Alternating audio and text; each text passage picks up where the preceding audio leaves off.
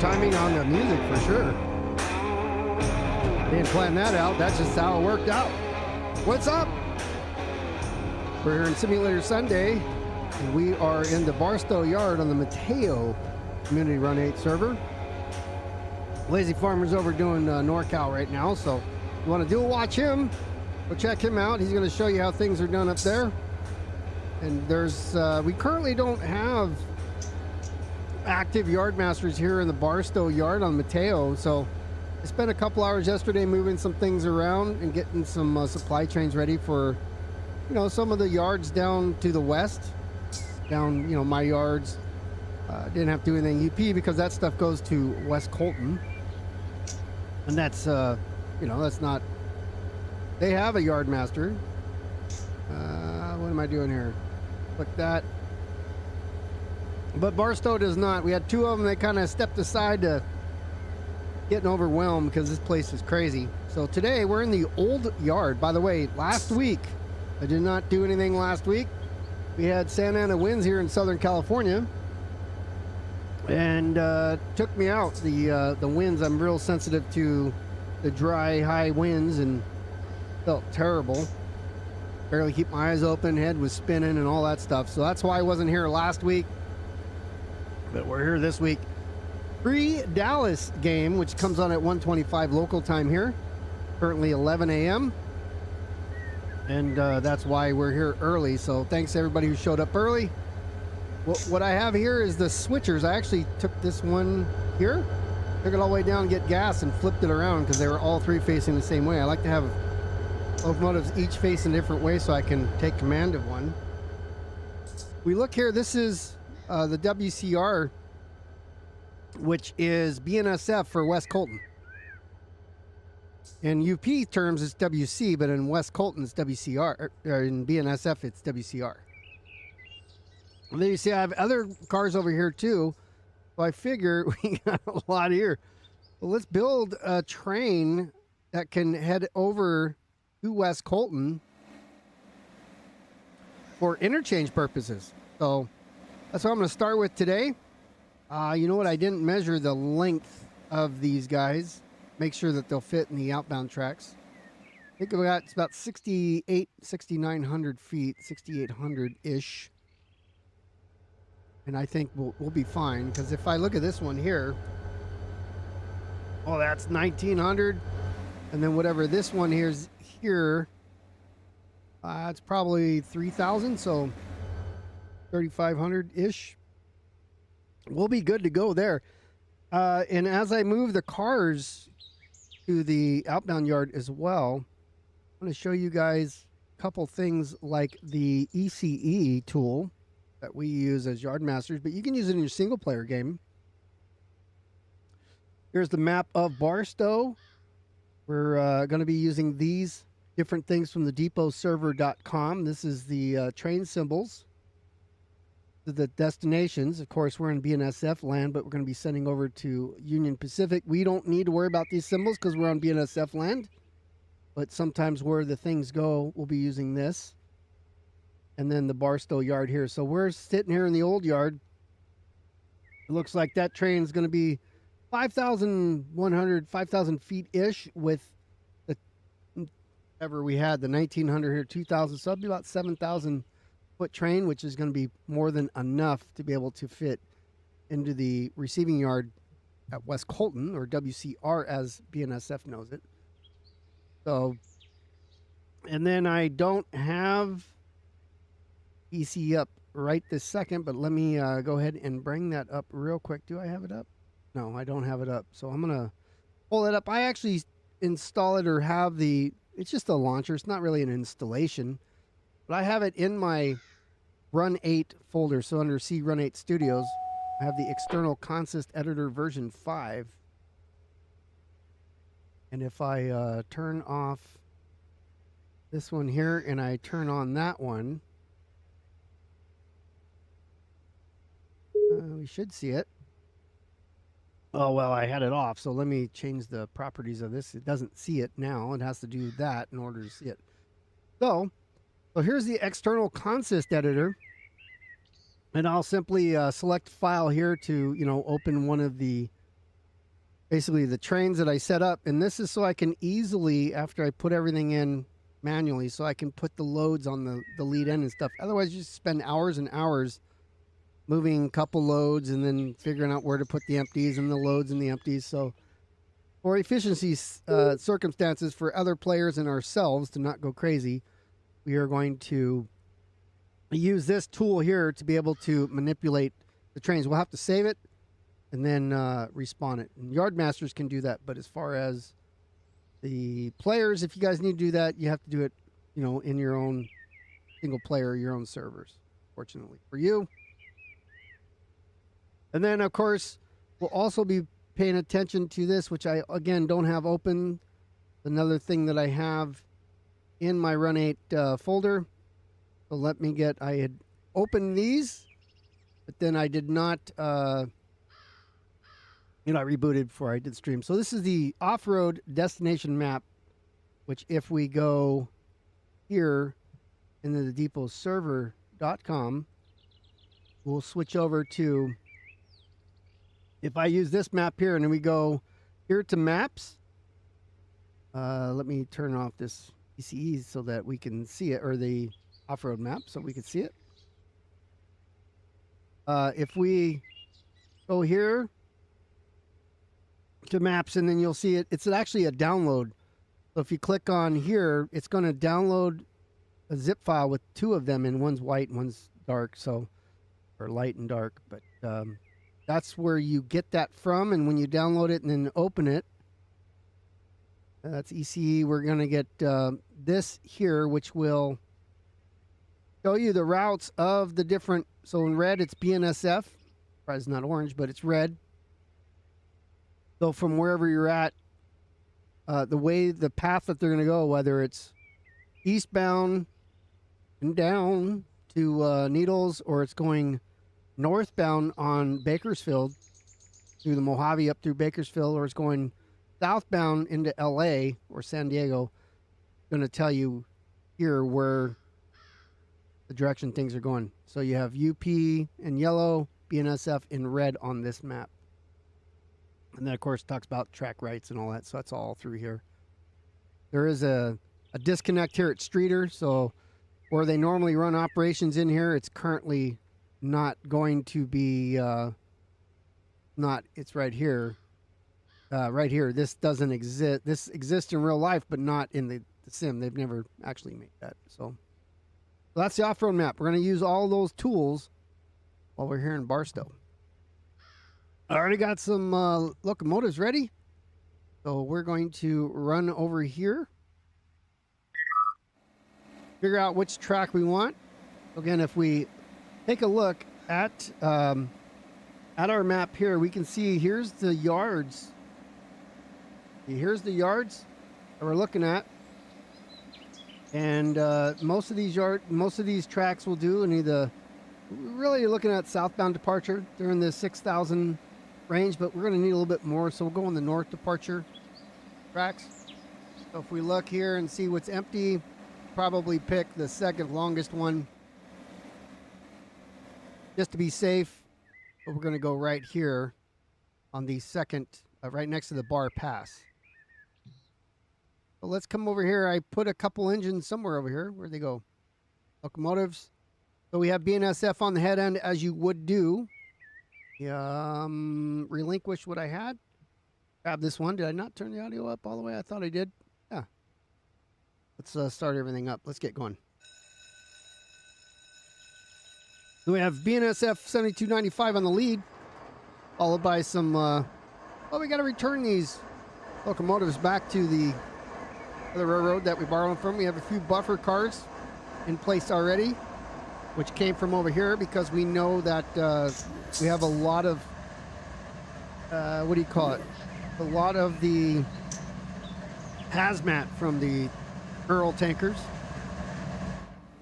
So let's see, we're going to have a number of little tricks and tips here.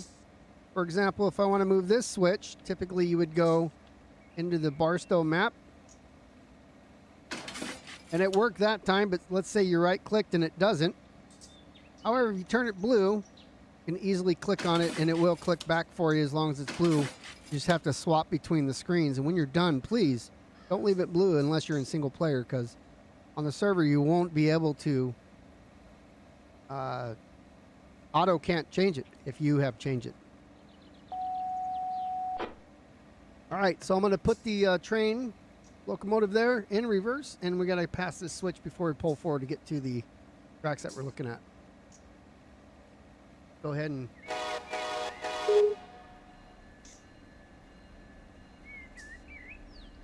come on back here.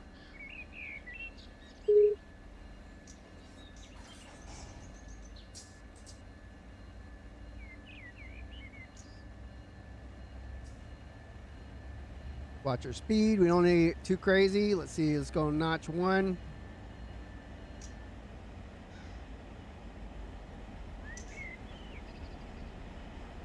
Pay attention to a lot of different things at the same time here on the screen.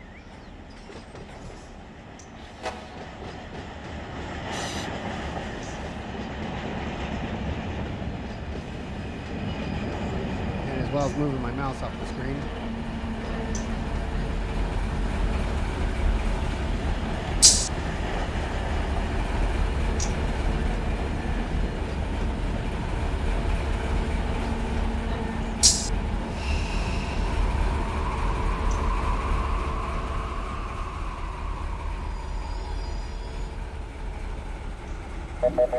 So there's, if I try to click it, telling us no. So if we highlight it in blue, then we can click it. And we'll take that blue off there. We're going all the way up here. We got to kind of cross over the way that we went. You can also go back, which is what I'm probably going to do. Come back here. We're going to leave that switch the way it is, but we're going to come on back and come through the yard. We'll probably just go pick up those cars and pull them out with this, because that's the power we're going to use. So why not use power to pull the cars that we want? We may need some trailing MUs or mid MUs on it, but we'll figure that out when we get there. Let's go on back to the old yard.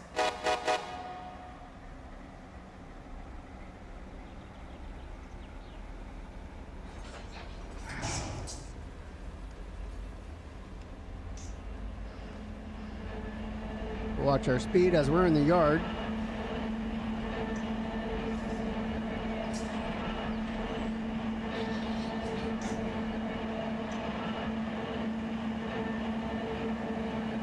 Barstow, I haven't worked here in as far as on the stream in a while. At least 6 to 8 months we've had. So Chris was the pretty much, he's done the lion's share of the yardmaster's duty here at Barstow. And, you know, he thought he wanted to go do something over the green side, so he went down to the southeast, and he spends still here doing things, but he just doesn't want to manage Barstow full time. So the other yardmasters just kind of pick up the slack where it's needed. As I mentioned, I spent a couple hours here yesterday organizing some of the trains. We got a lot of players that come here and do some classification in the hump yard over here, which I have to get. I've got some cars over here that can be classed. I pulled these West Colton cars from the receiving yard this morning. All right, glad you were able to catch the live stream as well. Thank you for your support.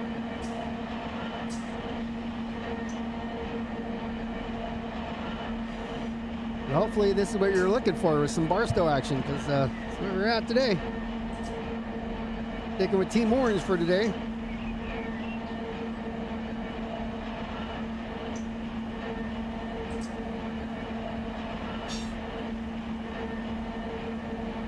You can see the classification yard over here is it's been worked.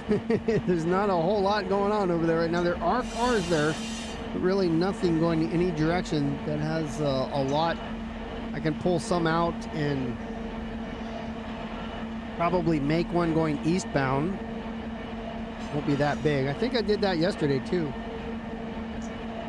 You see the way that you can see here up here coming on the left, the way that I tend to build a lot of these trains going down the Cajon Pass is that I'll put mid DPUs in there.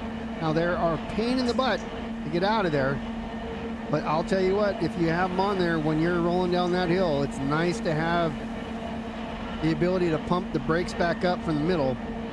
Like, they're not really much good for pulling, because you can rip the train apart if you pull too hard on the couplers.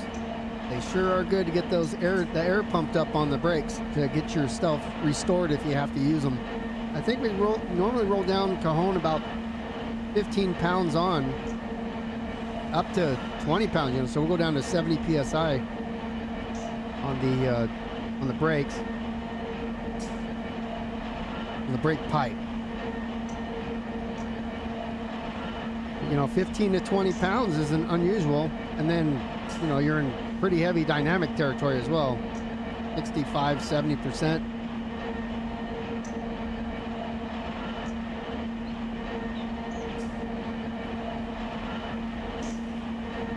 So I have not lined these switches up as far as I'm aware, because I wasn't sure how I was going to get there at the time. So I will slowing down up here to figure it out. I think I can do some of it DTC here. So that one's lined up for us. Then we're going up through here, and we have hand throws up there after that. See, that pink means that there was one up there already thrown against us. So, but just, you know, we got 3 buffer cars, 3 grain cars that are filled up with ballast or something, just to prevent us, the engineers, from inhaling all the fumes.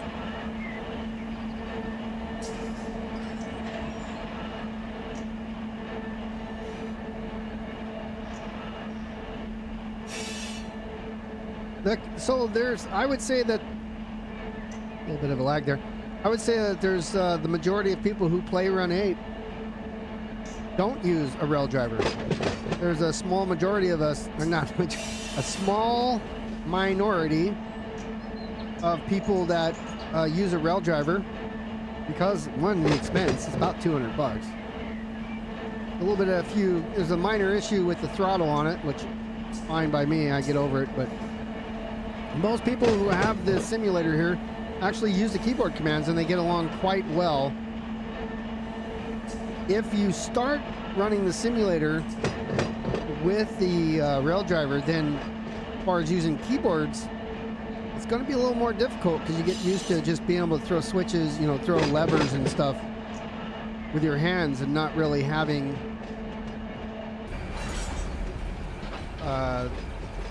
just making sure I'm going through these switches that are set correctly. But yeah, you get muscle memory, if you will. And you get the same thing with the keyboard. There are lower down here. As soon as we get her to a stop, I'll show you the keyboard commands. I want to look at this switch here, see which one I need. So it's kind of the same thing, you know, just apply brakes and all that. But if you go up here to the controls, keyboard, you can see, you know, there's all the keyboard commands. And as far as your notching, your throttle, so you have, I'm not used to it. So like page up, page down is how you're gonna set your brakes. Let me see where you have the what the heck's it called? It just escaped my mind right now. The reverser. Jeez. So I don't even see that in here. Oh, reverser. So you can go insert or delete for the reverser, and then I don't know what the throttle would be. I know it's like keypad plus and minus, so throttle increase, add and subtract. So those are how you do that. And then of course train brake, you wouldn't do that in the yard, but you would do that in the when you're on the main line. You can use train brake in the yard, but I don't think as much. But we need to get over here, so let me set some.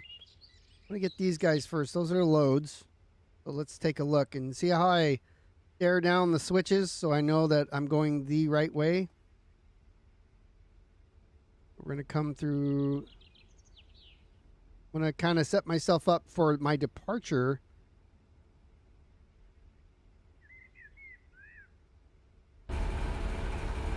That's the rail driver, wrong button.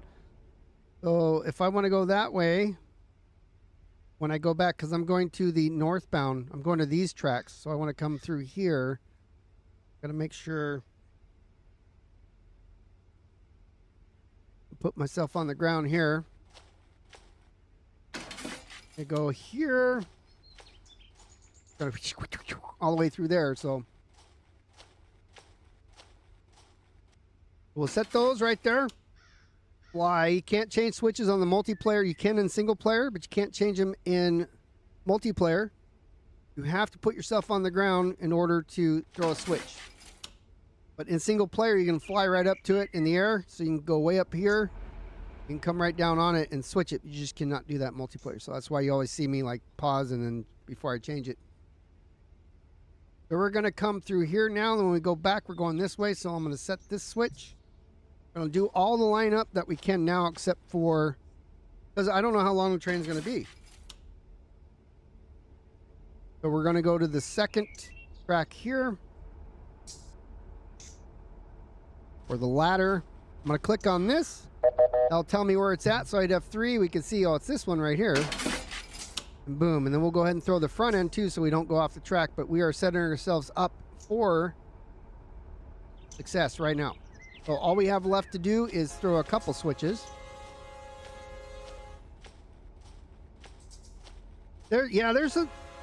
So because we're clicking a bunch of other things at the same time, it makes, a lot of us that do the content, we have rail drivers, but not every Kerbo doesn't. Kerbo doesn't, he has one, but he doesn't use it.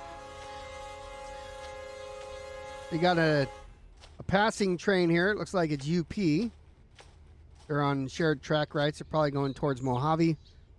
But we're care about what we got right now. So everything's lined up. I'm going to make sure that my switches here are good. I got green. And of course, I still look to see how the rails are lined up. Just because there's a green flag, I still, because, depending on how you're looking at the track, that means that's the way that you're going to go. But we are coming right through here, so this one should be lined up for me coming straight through. We'll wave at UP as they go by. Give him a little honk.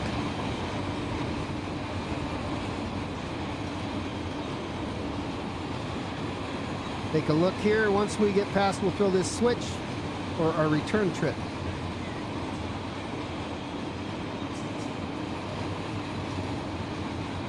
Yeah, so I mean that's the only reason I got it for Run 8. I did have Train Sim World. I mean I still do. I don't have the latest, and I don't remember. I think about 4. I don't remember which one it was. Maybe 3. I played it for like 8 minutes because this is dumb now that I've been playing Run 8 mostly. Gotta watch what we're doing here. I don't want to speed too much. Going downhill a little bit. You can see that here. Shift Z will change all these up here. So I look at different, it's called heads up display. Let me turn this first. I'm going to push the button to get to the back of the train and then hit E on the keyboard. So I have to use both keyboard, mouse, and rail driver at the same time.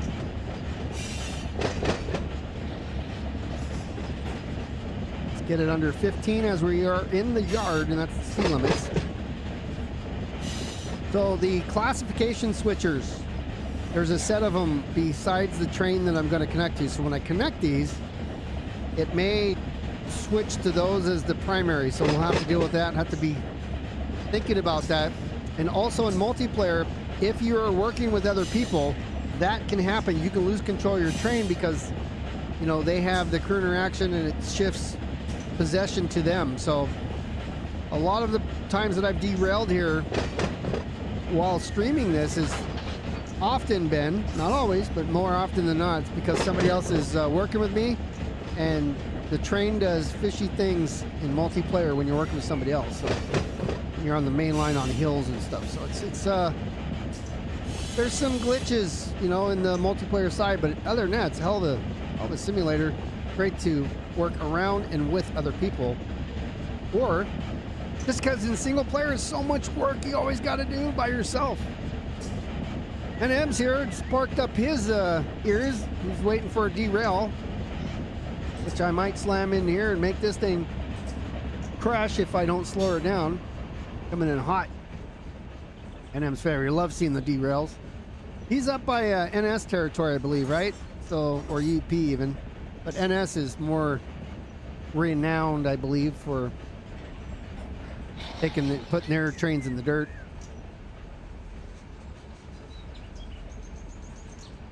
So I'm not going to use independent, even though I have only locomotives and 3 buffer cars, whatever. But you would use independent brakes on your locomotives, but still, you don't want to just burn them up. So I'm going to use dynamics mostly. And then if you're below 4, we can start applying independent brakes. When it's just locomotives, you have a load, you want to start thinking about 2 miles an hour. It's just going to melt your brakes. So we are building a train here, so we're going to want to air everything up. Now, if we use a cheat, I don't know yet. All right, so then we're at 2.4 miles an hour. Nice couple. Amount of dynamics. Apply the independent brake, and let's step onto the ground. We're going to hook up our airlines here. Before we throw anything, we want to make sure everything is plugged in, because otherwise they're going to PCS. We don't want to do that. Partial. Go open here. Usually I go partial, but so far the game today has been working well with me. Sometimes you click one side and you say partial, and the other side you go open. It opens a second, then you PCS. So we'll go with a partial open on each partial. DFM's below 80, so we'll go ahead and go full open. And now we're sending air through the train, which was already aired up earlier when I brought these things over here. Now we're already lined up on our switches. Go ahead and take these guys off. Close here, disconnect. Open the couplers. Those should have, they have hand brakes applied, because they're hand brakes.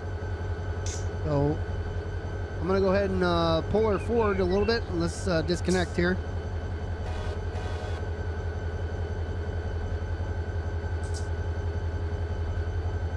All right, welcome, Paul. I'm glad I was able to get it early enough for you. Again, because of the Cowboys playing later today, that's why I was able to start earlier, why I was forced to. I'm in SoCal, so, you know, it's start at 11 in the morning. Which I like doing them earlier in the morning. It's hard to find a nice time, because my whole day is basically interrupted with, you know, doing stuff around the house. If I start too early in the morning. Whoops. So we are pulling these cars forward. We're going to throw past that switch there, and we're going to back up, and we're going to get the other West Colton cars.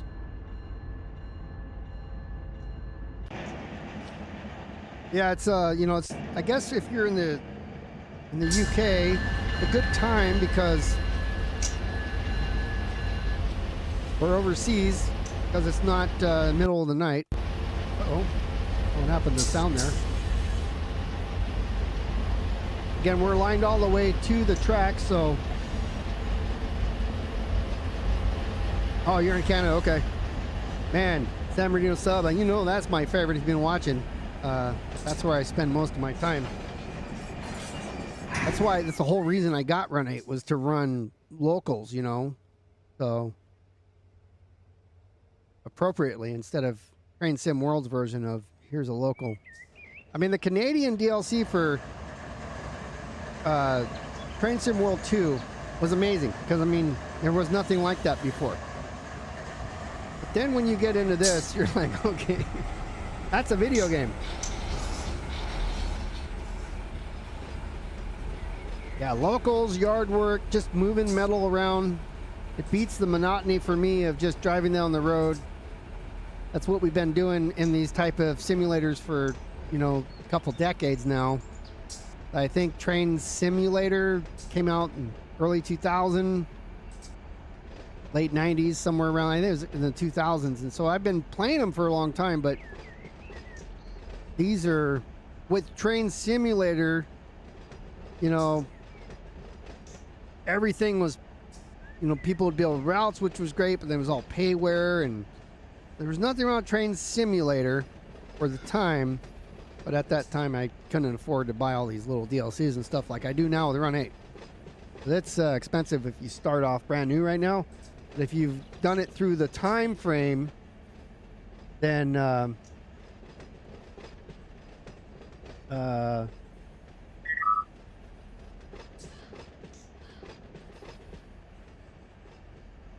Farmer sent me a message, but somebody's having a problem in NorCal.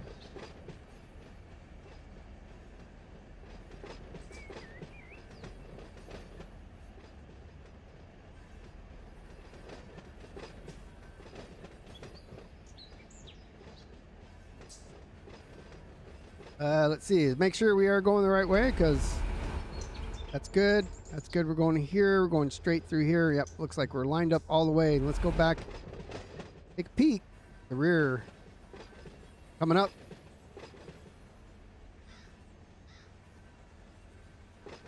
Yeah, I'm missing the caboose.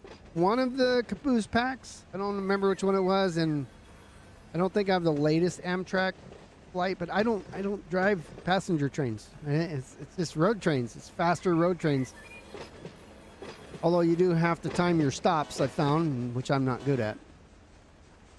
Stopping at the platform is not my my strength, as we would say.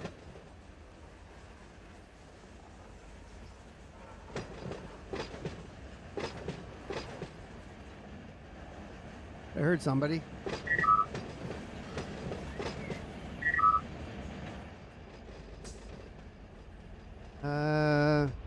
So somebody's over here working.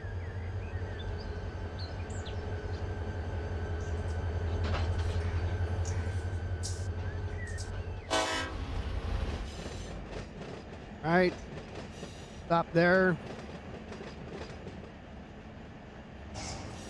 All right, so let's see who else is here.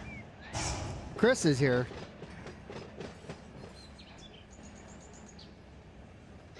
So we're gonna throw this guy here.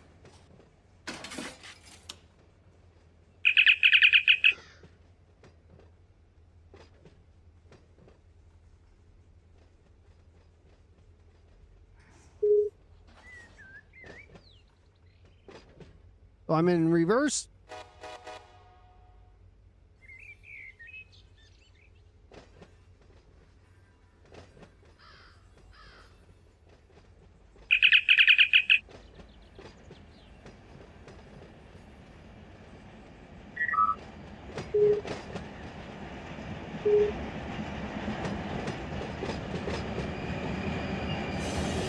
Blocking local yard out of your way. All right, let's, there's a buffer car in the back. 11 miles an hour. Gonna need to go in dynamics here to slow her down. I missed that. Busy typing.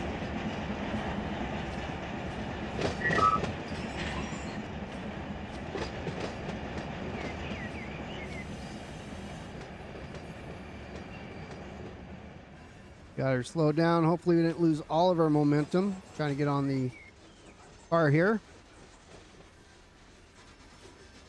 We can get it down to about 2. Looking for 2.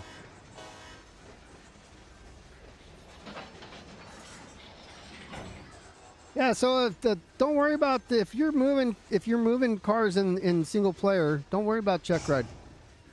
We just want to make sure you don't crash the server.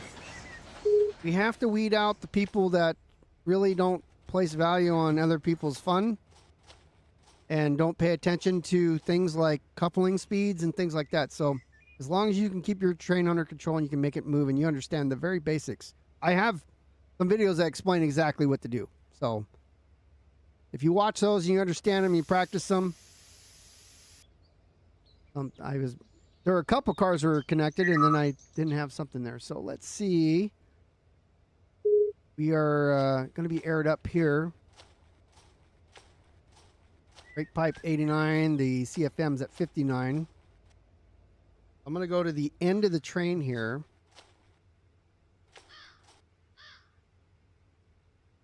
Handbrakes are on. I'm going to put the independent on. Let's remove the handbrake. Let's see what they do. But if I go here to the tagger,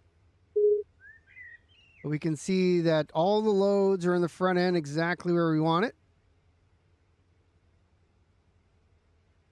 And then we have some mixed ones here that Rick did yesterday. Rick Don there. And the empties are in the rear. So right now our HPT is 1.2. So that's not going to be enough. We're required to have 2 HPT, or horsepower per ton. So we need to grab, let's see what's down here. Yeah, those are switchers. So we need to get MUs on here. Maybe we'll pull back off and we'll put the MUs, right? We'll split right here. Put 1 MU or 2 MU. Let's figure out what we need.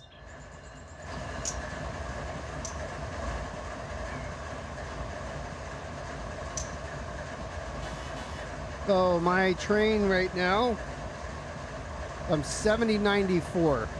So I'm okay. I'm okay. I'm 14,868. We go here to the depotserver.com.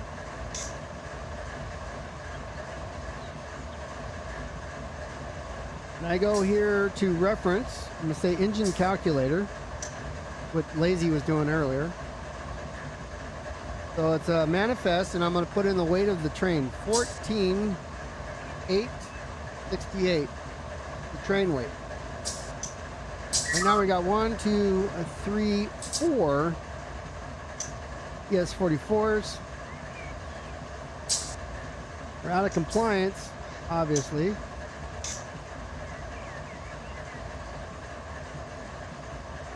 So if I say if I want 2 on here, we're still out of compliance. I'm not sure where we're out of compliance. Looking at this. The skins are client side, by the way. What's up, Poulin? So it's not telling me why I'm out of compliance. I have 5? 6? See, that's overpowered.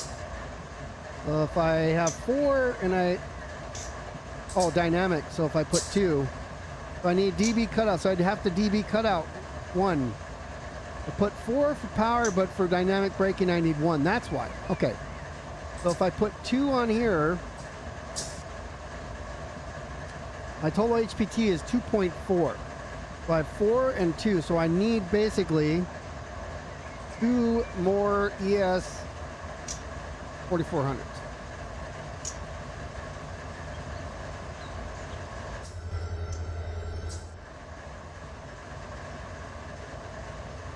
Which means, let's see, looking for a place to throw a couple engines here.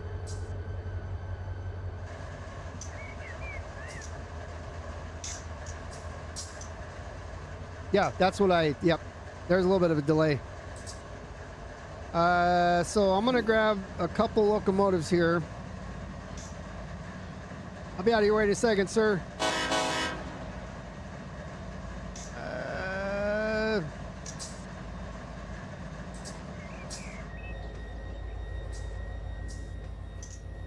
Well, not really a second, by the way. Okay. So we can't, let's see, we can't do anything with that yet. We'll have to pull forward. And because I just put this here because I'm streaming. Otherwise, I would have gone and got one from the fuel yards. And of course, I put that too close, so I have to get rid of them anyways. Delete, place train.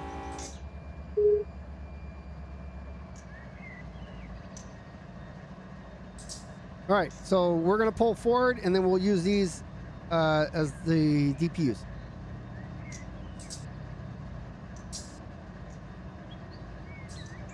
So with 1.2 HPT, it's gonna be a little bit of a struggle to get this thing going, but we're gonna give her her best, give her hell. We're in the yard, it's not too bad. Then we're gonna be about, what, 7,200 or so. I'm in notch 2, I'm gonna come off ever so slightly. Let's look at our brakes.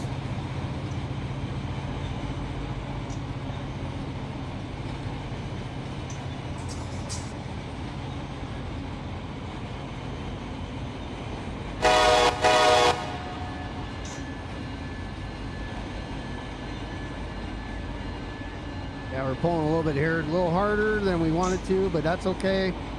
Everything's looking good.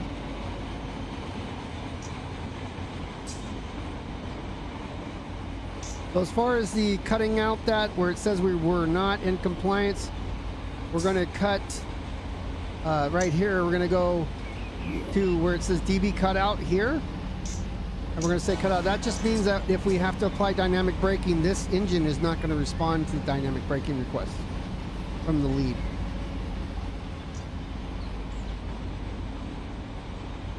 Okay, and we're lined up, so we'll end up stopping somewhere around here to make the cut. I don't know where we're gonna make that cut yet, but we'll figure it out.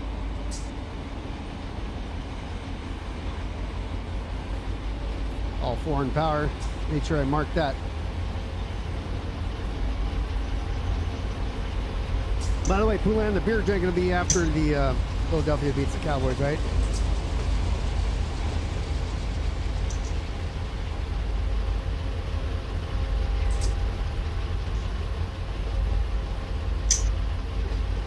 So remember, we're aiming for those buffer cars. We're going to put these 2 locomotives right in the middle of those buffer cars. And that'll be great for going down the hill because then we'll have mid DPUs. So when we apply brakes, we'll be able to recharge those brakes really quick.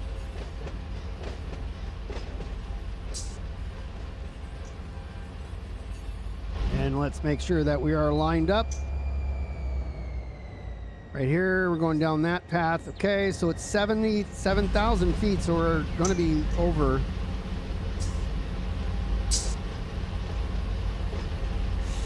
Going to be over the length of that track, I believe. Oh, no, we're not. Nope. 7680, so perfect.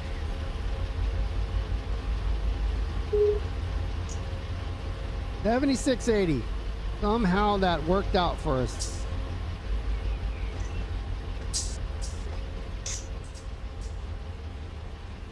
Failing off the locomotive brake right now to get the air out of lokes, of the power.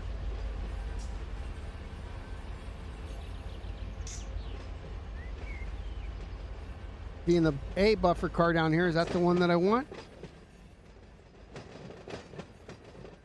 I think we're gonna do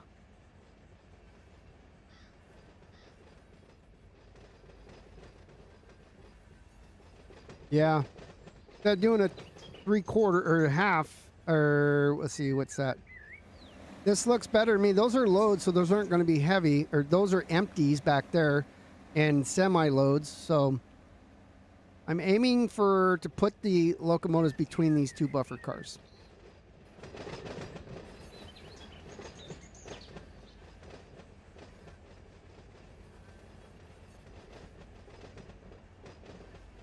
This buffer car here was the one that was already on the back. I think it was intended for the front, but I pulled it from the receiving yard directly over here.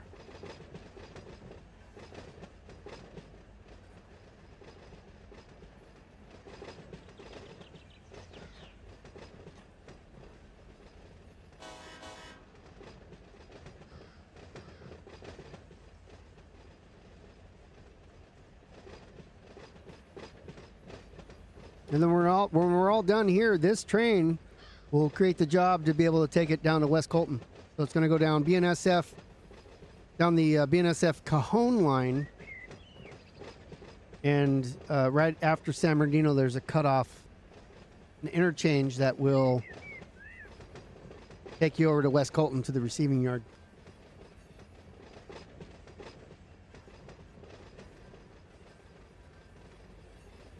There might be something over there to bring back to San Bernardino or bring back to BNSF land.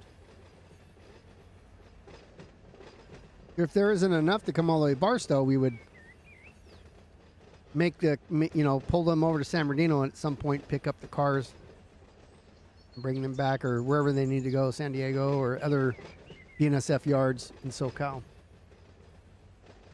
Or heck, even off map. Just keep moving the freight down the road.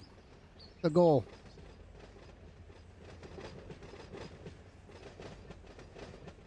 Our cut point will be somewhere in this area. Then we'll pull these forward. We have to get up here, pull these forward and back up, grab them, and then reconnect.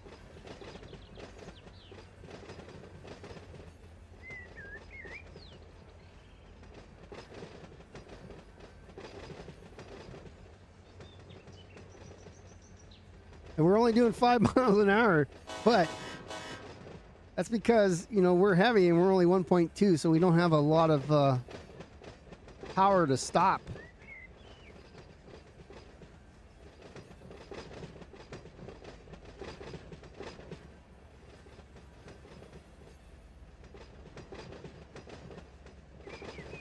But once we get this DPU on here, we'll be able to get out of Chris's way. See, he's coming. He's going to work this here. So right here is where we're in his way. Trying to come over here to the old yard, so we got to clear this switch so he has it. Be a few more minutes.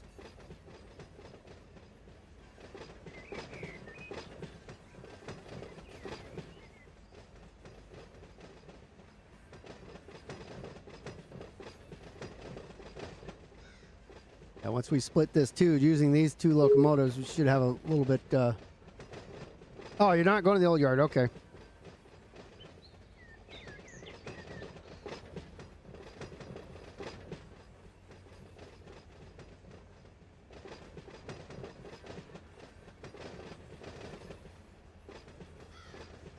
Here comes the cut point here. A lot of Earl tankers. I know where these are. TRC, SVM. Haven't spent a lot of time working with these. But one of the few interchanges that we build around here, every once in a while there'll be an interchange. So I think it's always fun to swap between the railroads.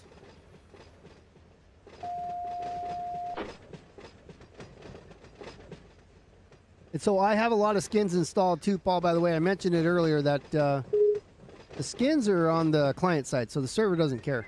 Like, I actually have the skins installed in my server on the NorCal, the same skins, but it doesn't have any effect whatsoever.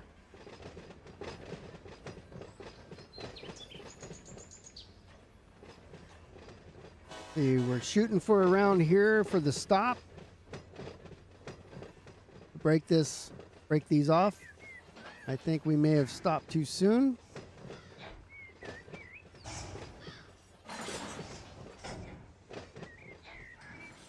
Get a bit of notch in.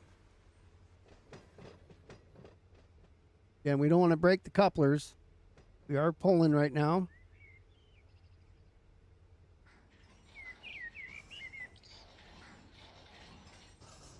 Good, yeah.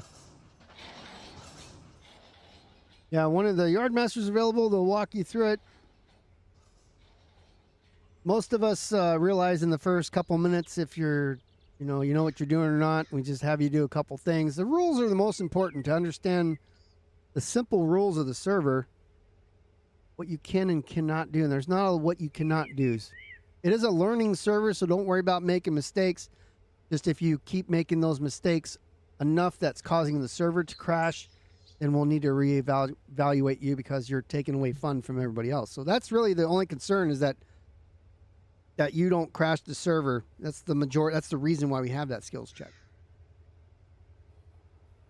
even running, switching and stuff, if the wheels, there's areas where there's track that don't have bumpers at the back.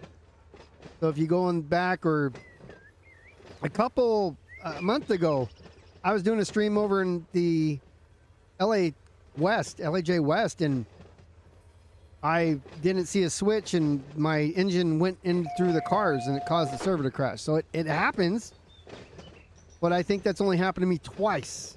And one other time when the wheels came off the track, I was backing up, the train disappeared on me. And another time I hit a switch from going into Porphyry. I was doing 55 or 50, and I threw that switch and didn't think about the consequences of that. So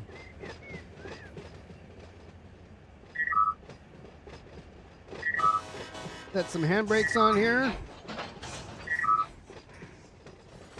Hopefully went too far now.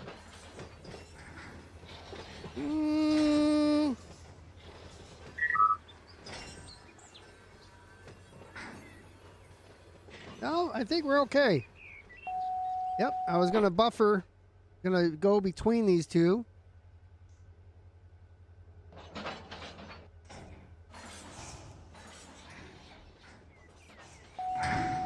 we go. Let's take the handbrake off this guy, handbrake off this guy.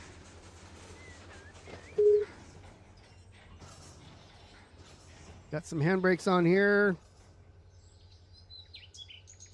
I think we have, yeah, we have plenty of handbrakes on now. So now we just need to pull forward.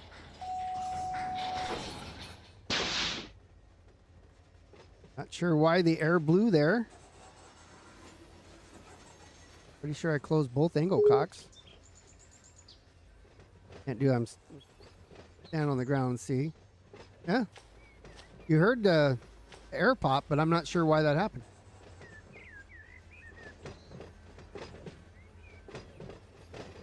Yeah, it happens. It happens. And again, not that major of a concern unless it happens to you more than once or twice. You know, an occasional mistake, like to that degree, is a problem.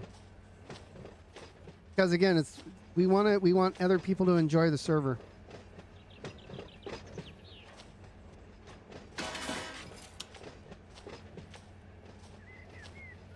So I'm going to get to the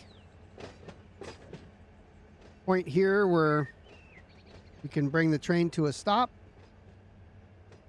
safely.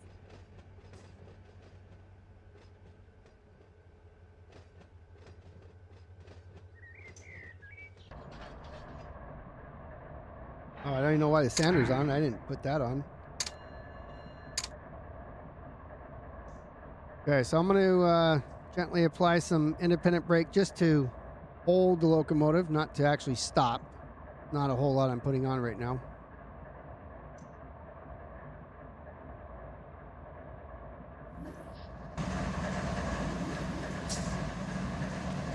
We are going to put some handbrakes on here so this thing doesn't take off on us.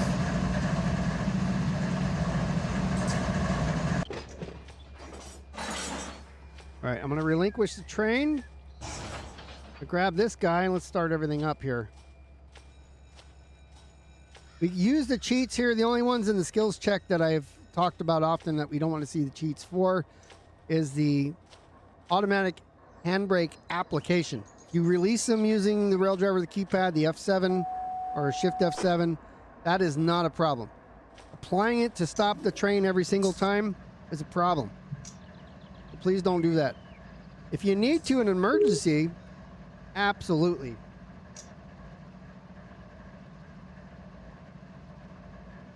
We're going to tag these 4 in power because that's what they are.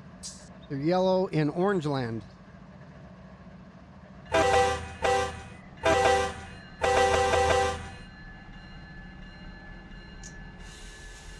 We're going to pick up the rest of these and then put it with the rest of our train.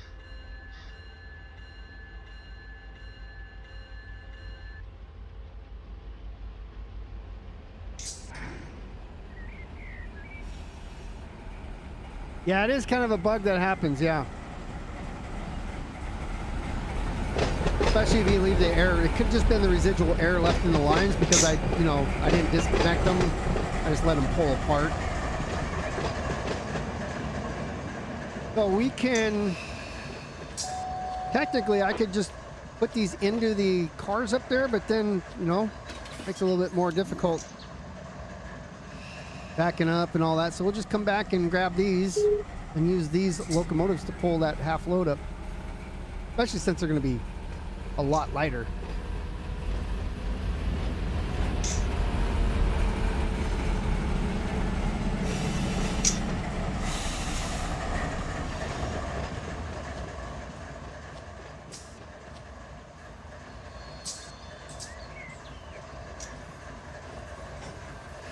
Like a baby's butt. Okay, let's connect these lines. Go partial here, partial here. We dump what? Oh, these aren't even. What? I already hit F7 on them. Huh. Okay, well, I thought they were all connected. I thought they were all laced up.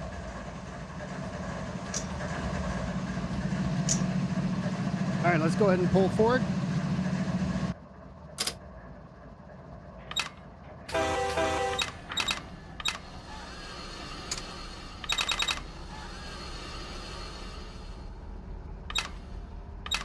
Bail out the air of the locomotives there.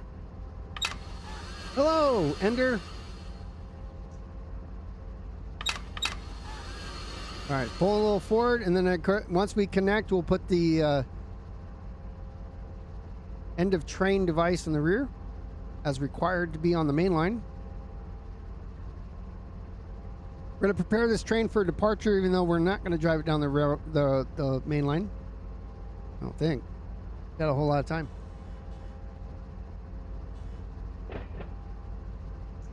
Got 84,000 pounds on the couplers. Take a look at our train stats here. HPT is 1.5 with these guys in the middle. That should put us at 2.4 overall, 3,500 feet.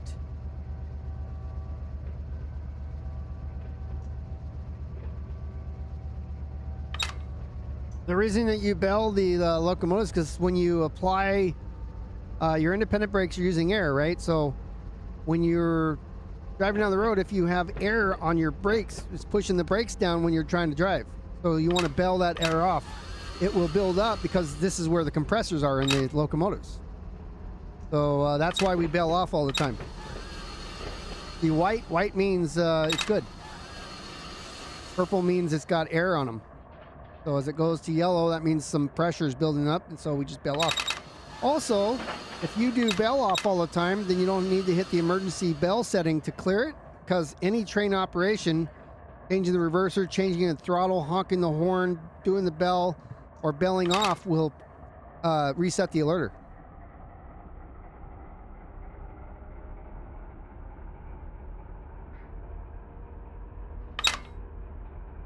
Enjoy. I did a check ride with you. I know who you are.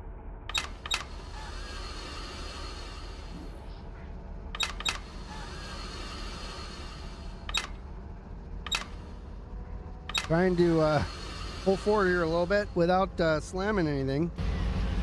A little heavy.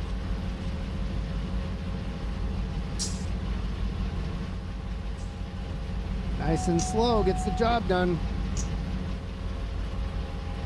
Once I pull up and I connect this, we'll have to make sure that the locomotives on the front end are set as the actual lead. And then I'm going to relinquish and re-grab the train because the configuration changed between the power. And so to prevent any issues, I'm just going to relinquish the train and then grab it again and pull it all forward. I've found that that is the safest thing to do.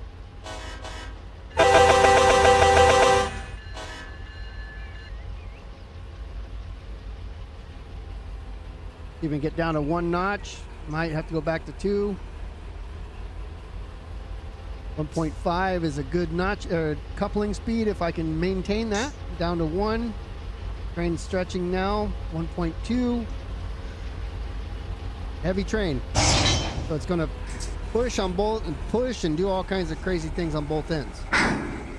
All right, so now that I've connected, the front lead locomotive is going to take commands from this because I have this train as the main for me pulling these. So I want to make sure that I get everything done here. Let me go connect here.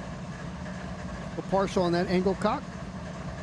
Already partial on there. So that's that bug where I clicked one side and the other side reacted the same with a hiccup. I'll go ahead and go full since I'm under 80 CSM. You can see the brakes are releasing now. And the cars are starting to come off the brakes. So I'm going to relinquish my train. Now we're going to go to the front end of it.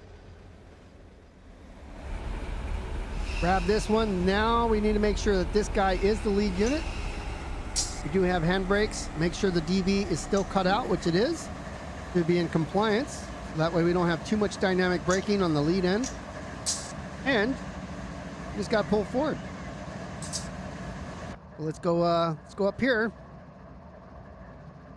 Independent brakes on, handbrakes off. Go ahead and pull forward. I'm going to look at my brakes while I do this. See the MUs there. We'll be able to see it here on this. The MUs are available. They are responding. We have notch 2 on both the lead and the MUs. So we're going to go ahead and come off of the independent brake slow. Well, before I do that, though, I should come back here and put the EOTD on. So I'm going to attach it. Go partial. Make sure that our EFM is good. Go ahead and go full open. Back up to the locomotive. A lot of little things going on here, especially in this heavy of a train. So I'm on notch 2. I'm going to go to notch 3.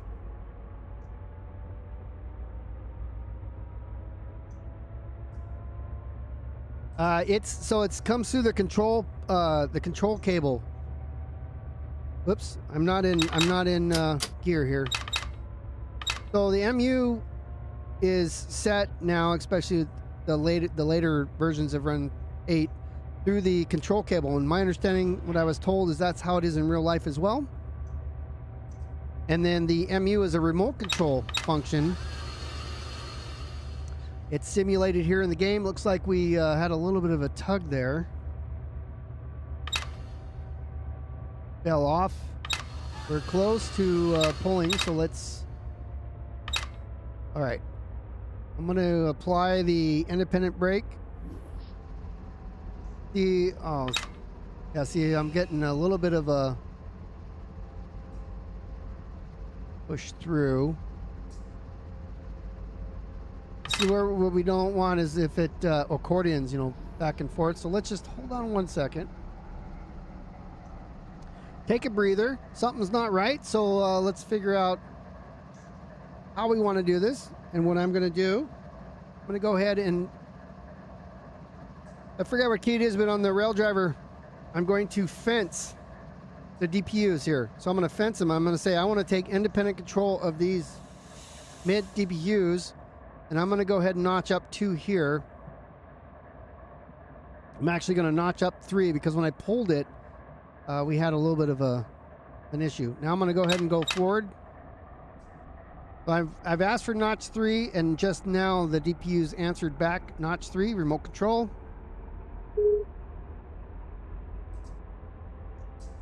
So we're going to wait for the load to come up.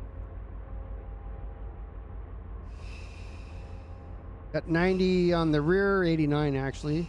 I'm coming off on the independent brake now, nice and slow. This is a lot of the hill start stuff too. You see I'm moving.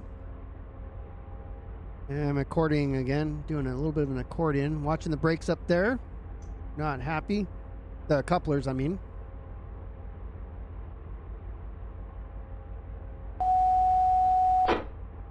Just gonna let it settle.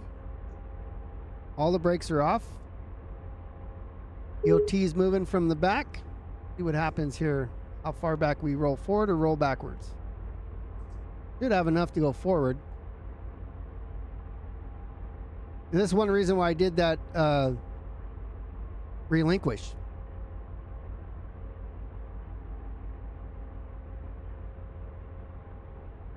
All right, so I'm going to notch up in the rear to 4 and 3 at the same time. See, the couplers are starting to get crazy. I'm going to break a coupler here probably.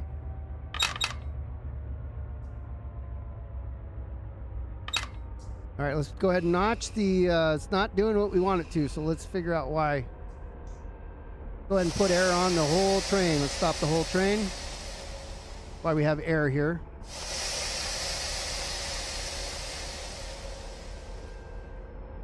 And we're not breaking it yet. Yeah, you got to push harder. What's up, Kerbo? All right, so I'm going to do this. I'm going to relinquish again just to make sure.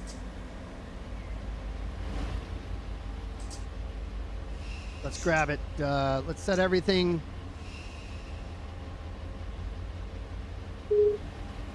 And let's take a look to see where we're at here. So we have the mids right here. Make sure that nothing is crazy yet. And this guy's pretty heavy. All right, so now go ahead and fence it back up.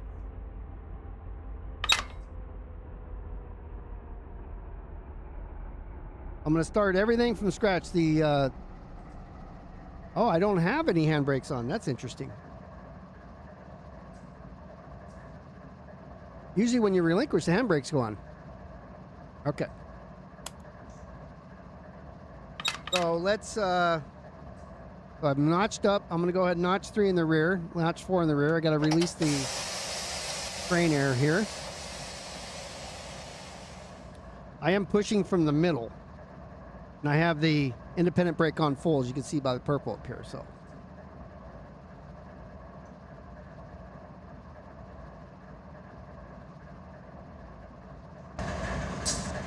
Well, the lead, so you saw on the MU screen, the DPU screen, that there was one. So that guy is the lead. Ah, why is it in reverse though? Look at that. So that's EMU. So that's why it's pulling in the wrong way. So that used to be a thing that you would have to switch this in Run 8, but then they had fixed it. But right here, it had DPU lead in reverse, and for whatever reason, it did not set it when I did automatic. So that's why it was pulling us backwards. Well, thanks, Paul, for mentioning that.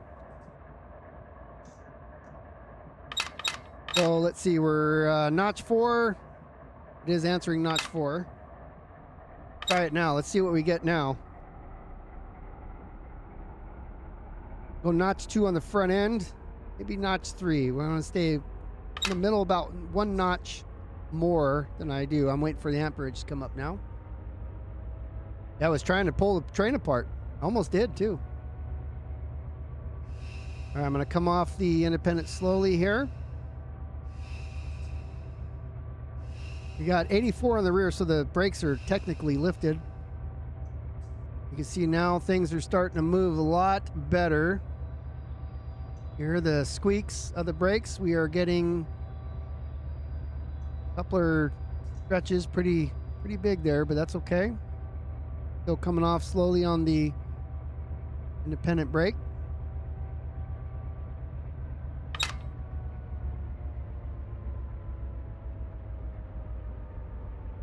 I'm gonna take the fence off.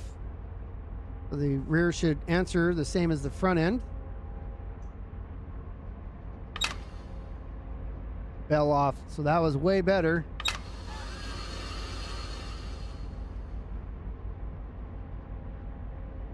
And I don't know, I never set a countdown distance counter, so I'm not sure where we're at, but we got to come up here. We got to make sure we can stop it. We're at 6. I'm going to come down to notch 1 in the front. Yeah, it's pulling me backwards. It was like that one DPU setting was pulling me backwards there. It was pretty crazy. Ask away, sir. Ask whatever, ma'am. Ask whatever you want.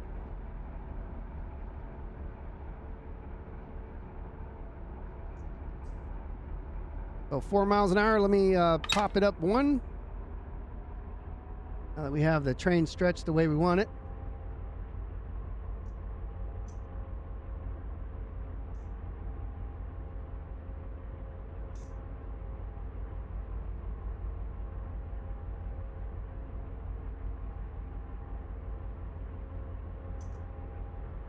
That should get us stopped there at 4 miles an hour.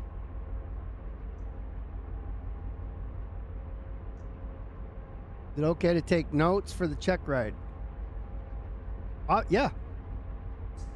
We won't be doing anything here in Barstow, though. I already put out a video that has all the notes that you need and how to do everything. So I would take notes on that, practice that.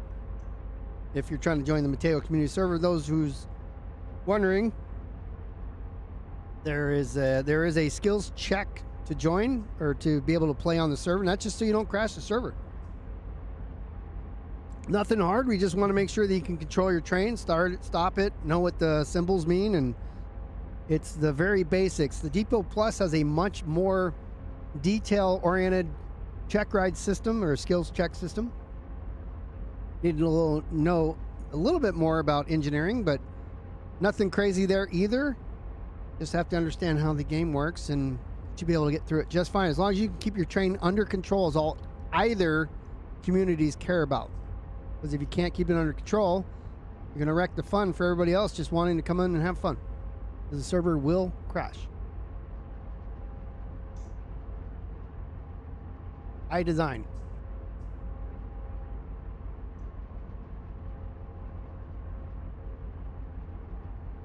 So this, we're 7,240 feet according to the mappage. Bring that up.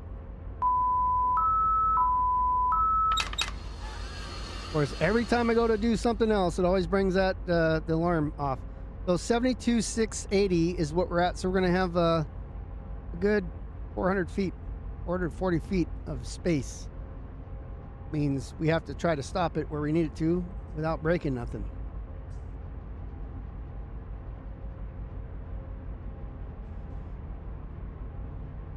Let's go take a look outside, see where we're at.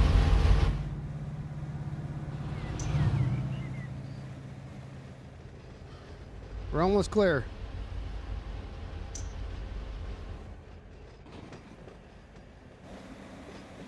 We don't have to throw any hand switches because anybody using it's in the yard, so anybody doing the yard stuff can go throw them themselves.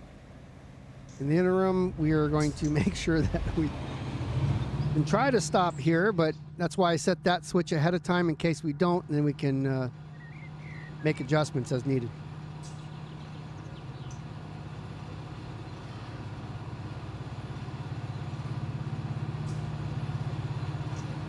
There's an auto rack.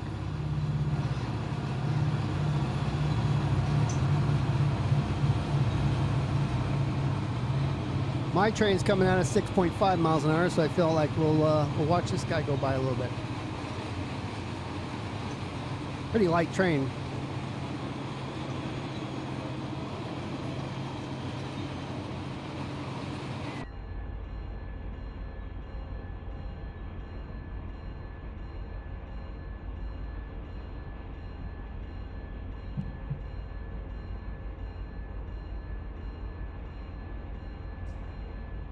So I think after we get this thing parked, this monster here parked,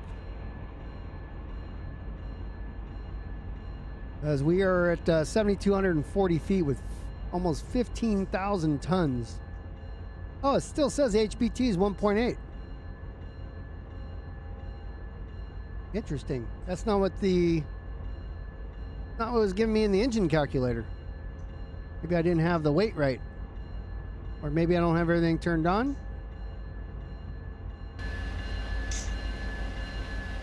That means this is going to need a couple more, or at least 1.8 needs another unit. See, that's running, that's running, that's running.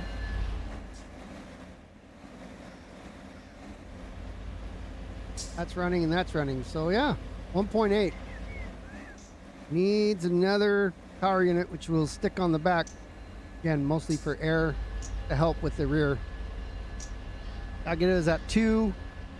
Since it's an H train or a priority, but H as in it's a player train, we'll throw 2 on the rear.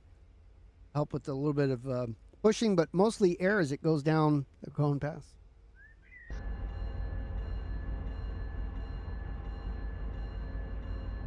Yes, the auto rack that was going by is AI. So we have trains that spawn in and just drive through, just, you know, for eye candy. We have trains that spawn in our supply system, trains that come in off map AI and get delivered to the receiving yards of West Colton or Barstow. And then we handle them from there. So if it's going to a yard on the map, then it's player driven. If it's going off map, you can AI it.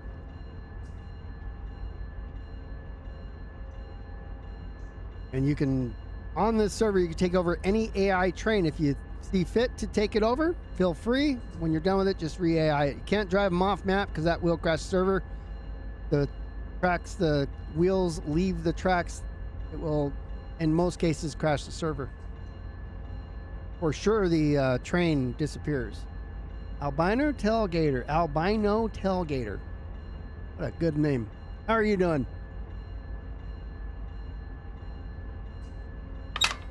All right, let's come off a notch. Let's see what happens here. The end's coming close, so right here we're good now. So we'll keep coming up here about another 200 feet or so if we can.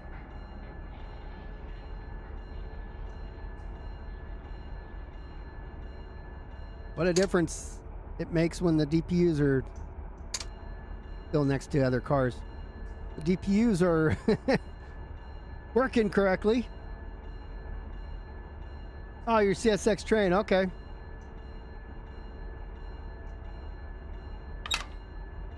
We can get just a little bit more.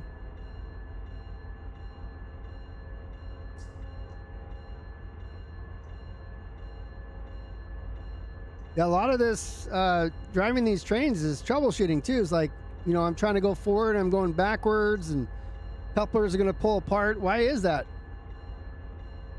You have to kind of figure it out. There's only so many things it usually is.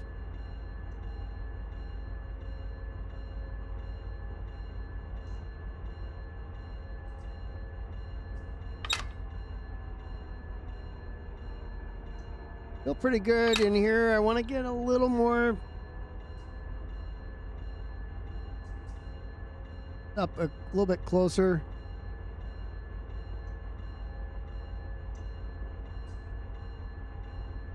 Cars behind me are doing an accordion.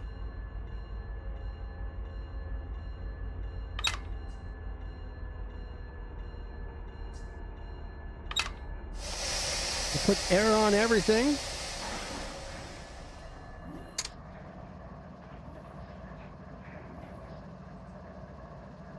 Look at everything slam into each other. But putting air on it will keep it, I thought it'd keep it stretched, but I'm gonna keep it what it is. All right, so I have this on, come out of neutral.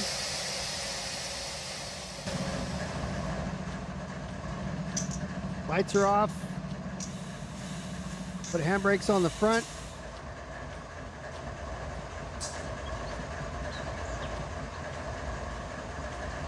We need to get some locomotives for the rear.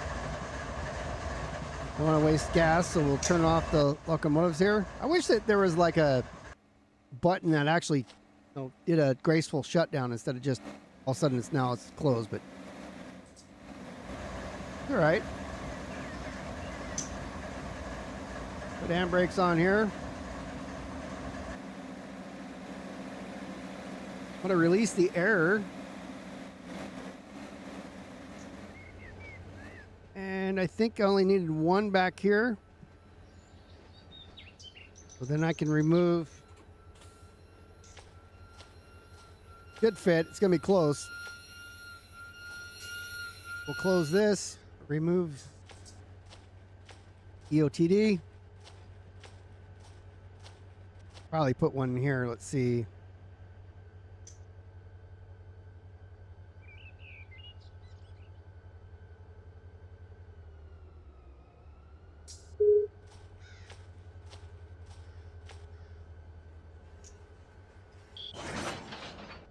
That was weird because I was trying to get this guy.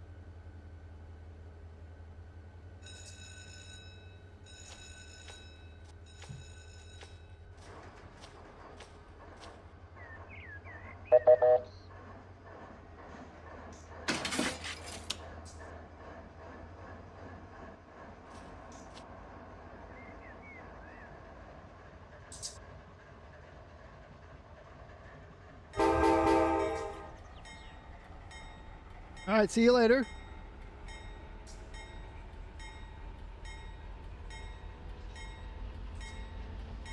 I find annoying is the updated deleting sound. Oh, I don't like how they update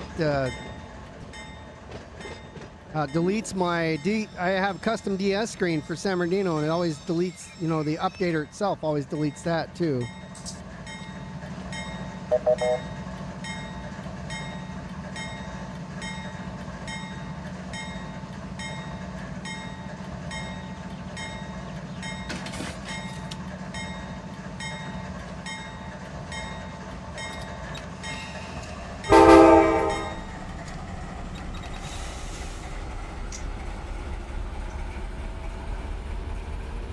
When we put this on the back, hopefully it'll be enough. Might have to push the whole thing forward a little bit. Pretty close.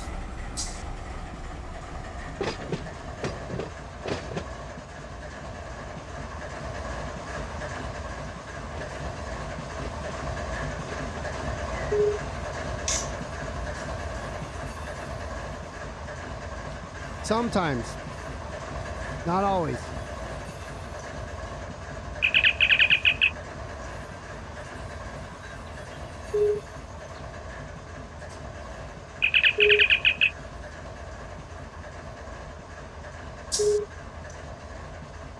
Okay, yeah, we're clear.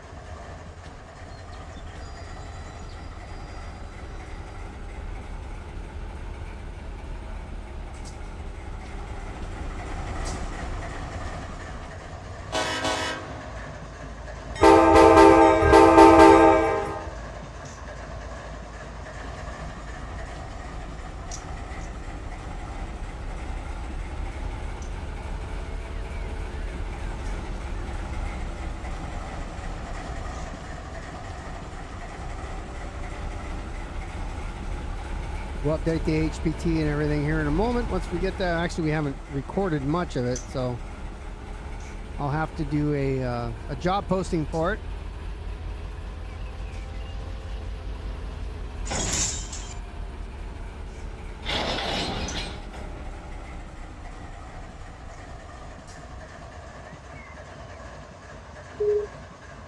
All right, I got that CFM bug now.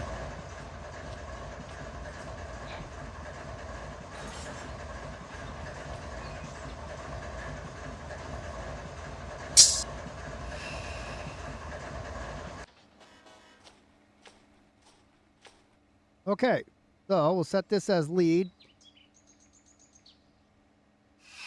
Put everything in auto, and then you can back here and grab this guy, because everything else is shut down.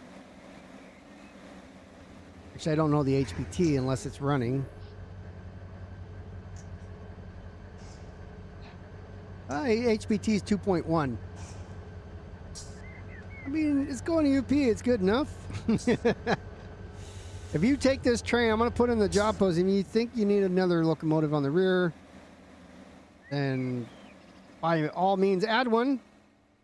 They're over here. You can just come over here and grab one and go slap it on. Make sure it's not a switcher. They won't respond to the MU commands. See, my lights are off. Let's relinquish the train. Come back and get a accurate response of that later. Or not response. We'll get an accurate count of what it is. Actually, I can just do that here now. The HP2 is 2.1. Get a screenshot there for the job posting. And let's relinquish. Okay, so now we have these cars here. They're going to, so that these, it's like a unit train, so we can just pull that over. We don't need that now. This is all 161, so these can go together. They're not going to fit in the old yard as they are, but we also don't need to hump them unless they're mixed. They're all going 161. Can literally slap a locomotive on them, double up, and take them out to that way from the receiving yard. See, the auto racks are here, or not the auto racks. The IM is here. Intermodals, those are set to go to LAC. There is a job posting for that. So I was thinking I was going to come over and hump some stuff, but I don't see anything that needs to be humped. Turn these guys off again. Need one. And we'll relinquish that. It's about saving fuel. And there's a lot of switchers over here. Let's see, what is this? So this guy, 4 bar, there's no way that one is gonna. Yeah, so there's these over here. So he's building these right now, 161. So he'll probably go pull some from the receiving yard as well. Oops. I'm going to watch Chris work for a second here. What's going on? Adam, Shaggy, Craig.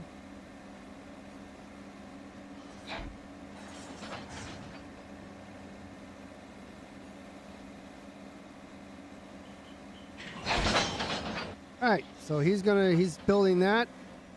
There was not a whole lot more to do here, I can see. We do have a bunch of outbounds ready to go. Let's see, there's some more. I think this cut, let's go look over in the old yard here. We use the old yard for storage of things that aren't really ready for trains yet. So let's see, 41, so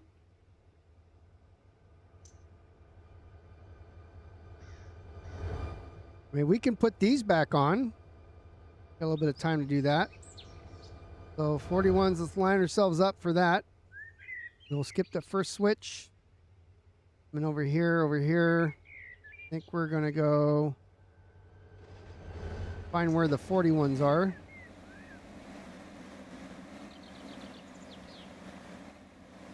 So see, we got, oh, that's 141. Let's make sure it's the same.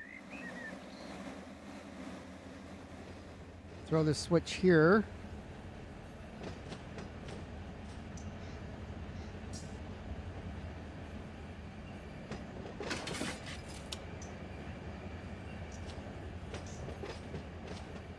I'll walk the line here.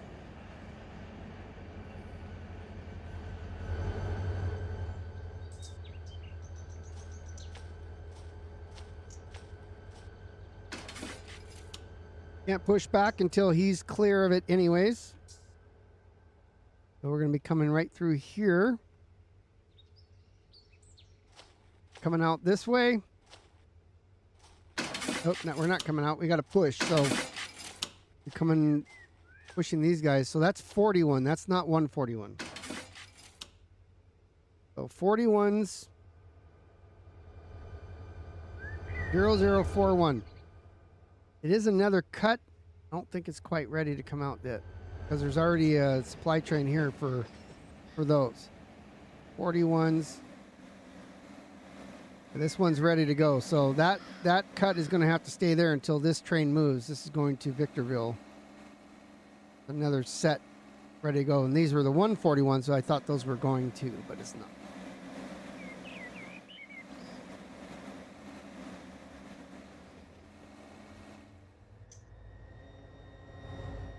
All right, so he's working the hump yard, so we'll leave Barstow. Got nothing else that we can do now here.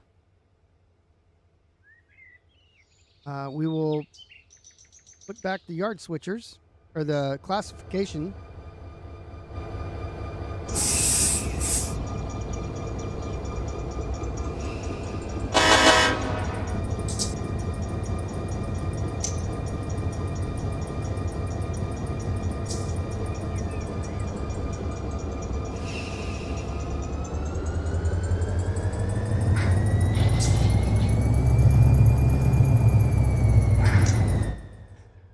R2, that's where you're working right now, right?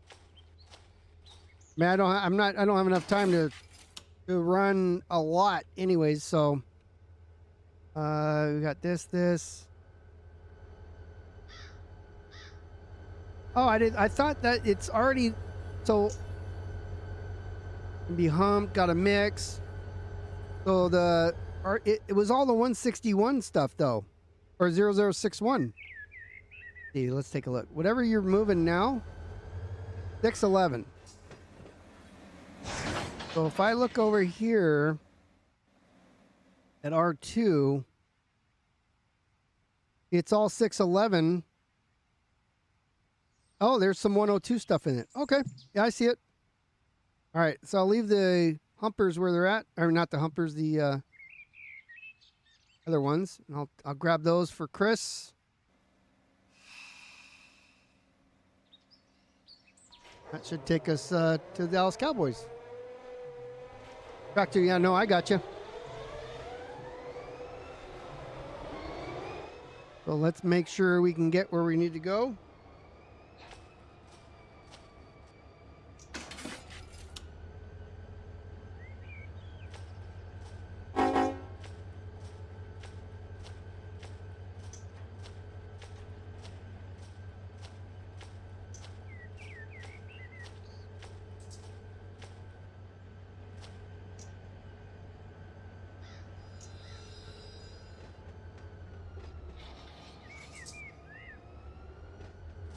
Making sure I had the correct control, that locomotive.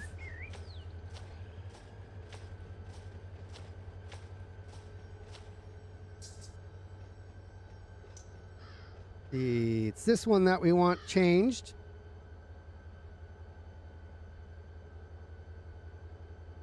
We're going to come up through here and then we'll go on this side of it.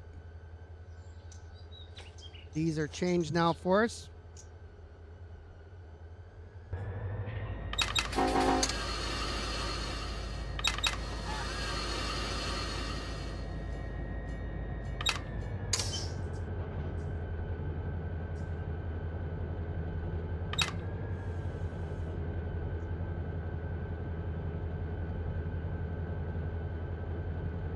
Whoops.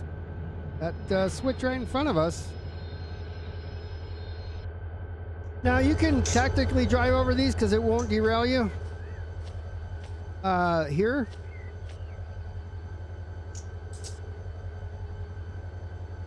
It's not selectable for some reason. But we don't want to do that. We want to drive over it correctly.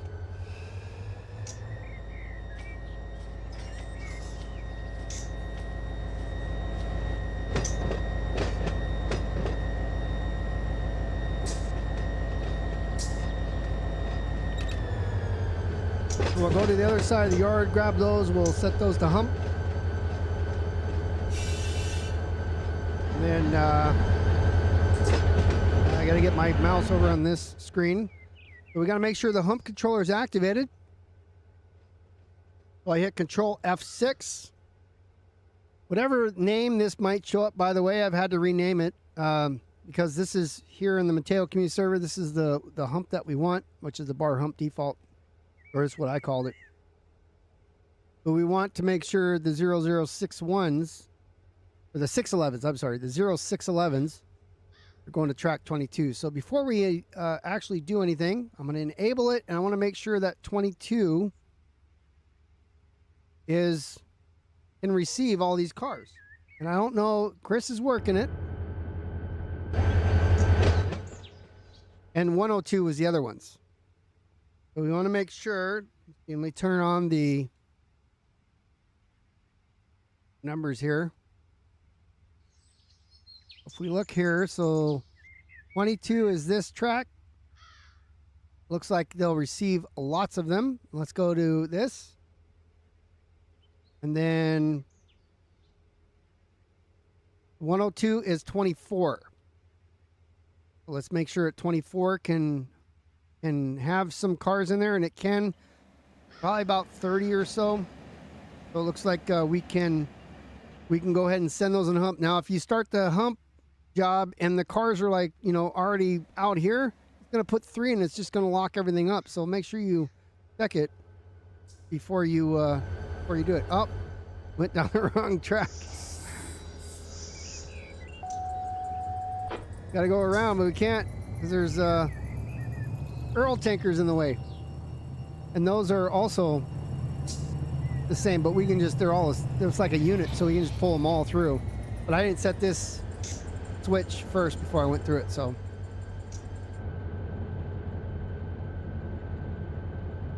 Gotta go back.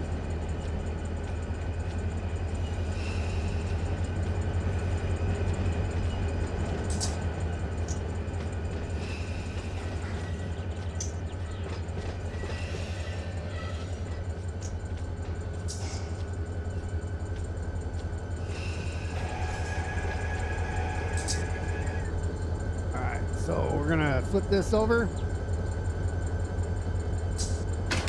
again. So I'm trying to click on here, it's not responding, so but since it's blue I can click it here and it'll work just fine. All right, let's get some wind in our hair.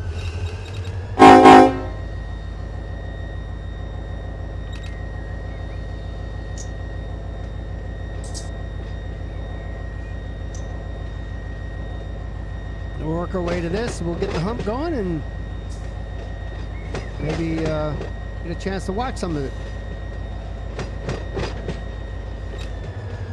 I am breaking the law by doing 17, but I mean, it's not going to be a huge major thing. I'm going 2 miles over the speed limit. Now I'm only 1 because the point doesn't count, so don't sweat that. Yeah, I'm going a little fast, or 2 miles over, big deal. Not in a sweat here. Now if I'm doing 25 or 30 in the yard, then we got problems. Because you shouldn't be going that fast. You can't stop either without blowing out some brakes.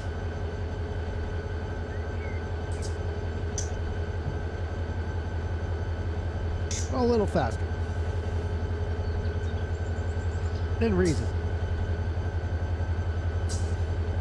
So yeah, these cars that are here on these LCal 0611 is what Chris asked me to hump. You can see now we're getting in the middle, it has these CMX cars. So he wants those sorted.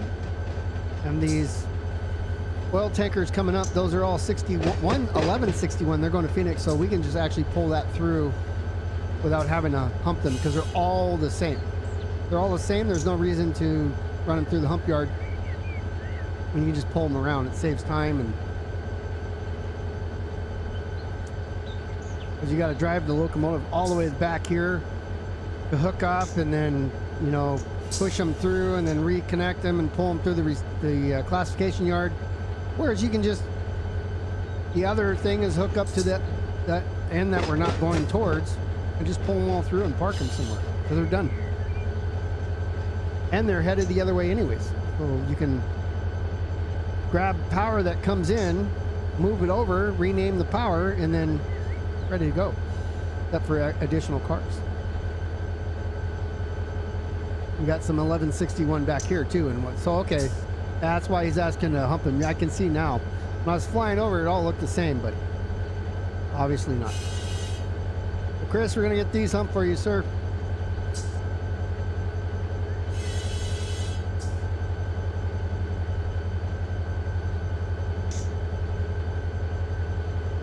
And we're going to let AI do it. AI is a little more efficient at, if you're into humping and you want to do, you know, push for 5 miles an hour for 20 minutes, go for it. Or we can just let AI do it. What's going on, Rick? How are you doing? I don't think that's messy. It was a supply train that arrived, so it needs to be classified and gotten out of here. Again, it's important that you look at the tracks. Now listen, if it fills up, you know, you missed one, there's 20 cars in there you didn't notice, and the hump stops processing because it's overfilled. Okay, it happens once in a while, but you know, if you get 3 cars in, it stops because you didn't check it, and you know, kind of a terrible thing to do. Now the whole hump's blocked, and somebody's got to go the other side and and get it all. Then you have to pull the cars forward and push it back, re-enable the hump controller. You know, if you're doing this kind of stuff, you should be paying a little bit closer attention to detail. Not to say that mistakes don't happen, but pay a little more attention. 2 tracks over, we're going.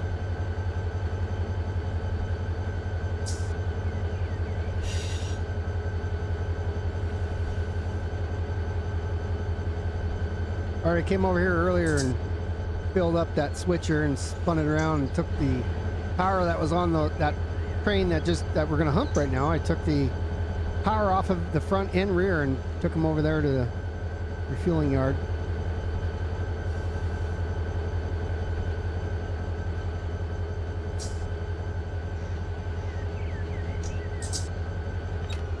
Do a job with MOW ballast, take it to somewhere where they can dump them off and then quote process them and bring them back empty and send them out. I was thinking about doing that earlier, but it didn't actually fall onto my plate for this one.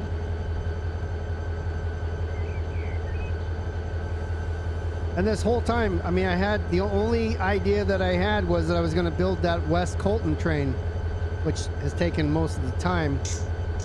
I did prep work ahead of time and stuff yesterday to make that happen, but I'm gonna let somebody else drive it.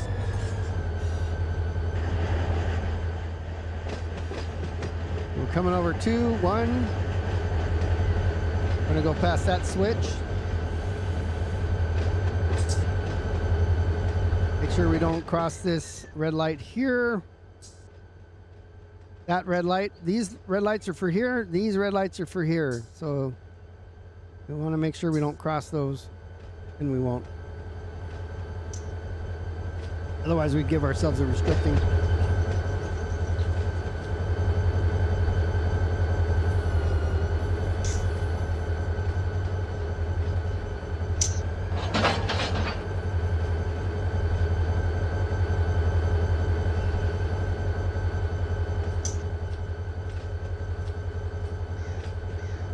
I'm not getting the beep beep beep.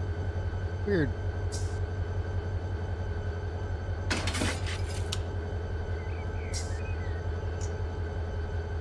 All right, we're gonna line ourselves up with the hump.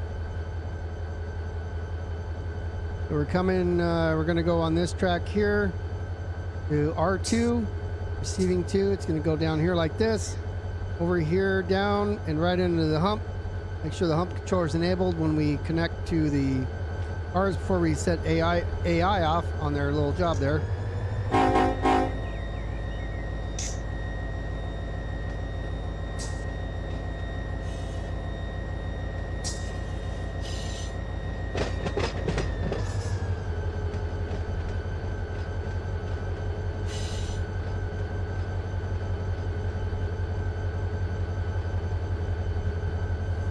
And we'll just roll her back to connect. All the cars should be bled. If not, if they're aired up, that's fine too, because the hump controller can bleed them out. As soon as the supply train comes in, I usually, or the train comes in receiving yard, usually I disconnect the engines and I pull the air on them anyways, so they bleed out. Put a handbrake on 1 or 2 of them, because with no air in there, the cars will start rolling if it's on grade.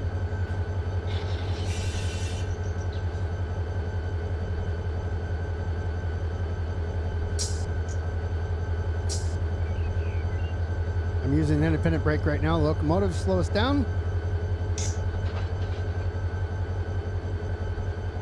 Just my thumb on the rail driver.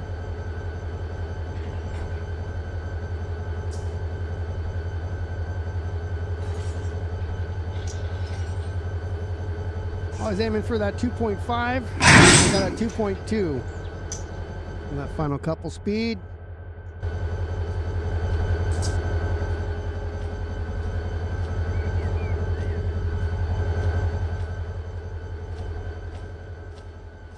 All right, the airlines are connected. So there is air in here. I'm not going to worry about that. The AI can handle that in a second. Fly over to the hump controller. Make sure that it is lined up and ready. That switch is ready. Again, walk in the line. That one's good. It's going to cross over either of these. Actually, what we could do, not that, because that, come back here. What we could do is if, because maybe another train can come out of these tracks and then cross over here into the old yard. So let's return that function. We'll go here. So now we'll just come down here and it's going to go right to the hump without us messing with them. So if any trains were coming in here like an IM or something that need to pull through the other yard, somebody else want to do yard work at here while we're doing this, we won't be bothering them. They're going to go off here and then we can continue to do our hump thing. Run over to the hump just to verify that before we start it, Control F6, that the hump controller is enabled with the one that we had selected.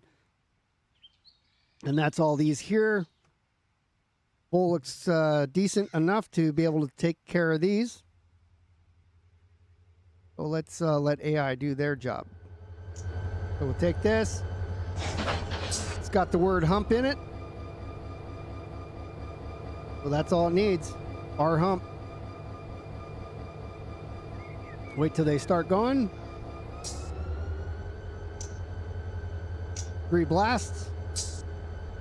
Actually. All right. So AI has it. It's going to start rolling out, which means I get to be done talking to you in about 10 minutes anyways, but we'll wait here while, actually, what I can do while this thing's rolling back is see if anybody has any questions that I can answer real quick before we go into silent mode and just watch this thing hump. It's still got a little bit of ways behind us. If you got any questions, fire away in the chat. Otherwise, I'm going to got nothing else to talk about right now because we're waiting for this AI. Get over here. We'll go here first while this happens. Things are all sorted, all sorts of different things. We'll start closing out the windows that I talked about here in the background.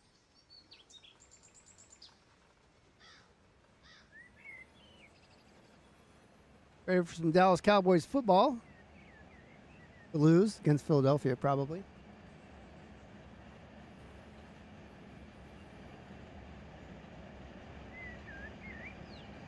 So I would bleed the air when anytime in the yard. If I'm running a local in the yard or just doing, so the air you need when you're on the main line. When you're in the yard, you're either going to be moving the cars around and then airing up, moving the cars, airing down, you know, because if you got air in them and you isolate it with, you know, the 90 on, the air's off the cars, so they're going to roll anyways. But when you disconnect them, you're just going to air them out anyways. So bleed them out, let all the air out, use handbrakes. That way you can kick them if you need to. You can move them without having the problem of air getting in the way.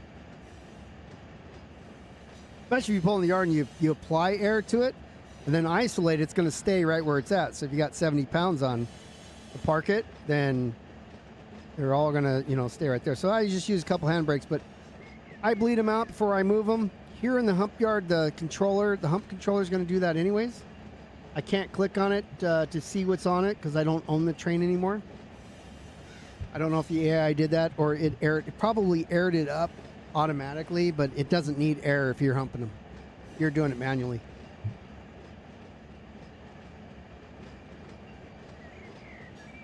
Yeah, you can't kick them if there's air on it, you know. Won't roll. It'll just come to a stop, and you're like, man, did all that, and that's a pain. But you'll hear the air pop every 3 cars go through here. If it's sorting 3 it'll sort 3 at a time, or singles depending on what's going on.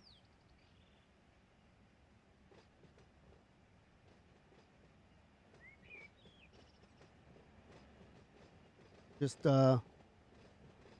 sit here at the controller and we'll watch them go through.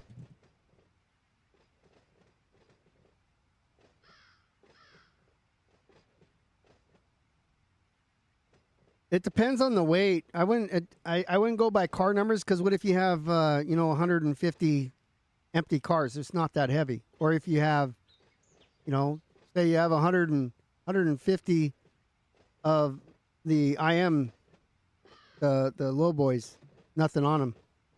Doesn't matter how many cars you have. It's all at the weight. So if you need, when we just did that cut in the yard, it was going on the main anyways. It had to be aired up. But we were underpowered HPT-wise, so it made sense to have air in the train to help us stop if we needed to. Especially since we were underweight, or under HPT'd on that.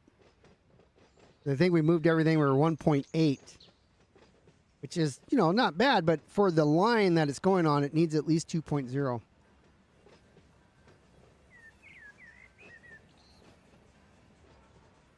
I typically don't air up anything unless it's heavy.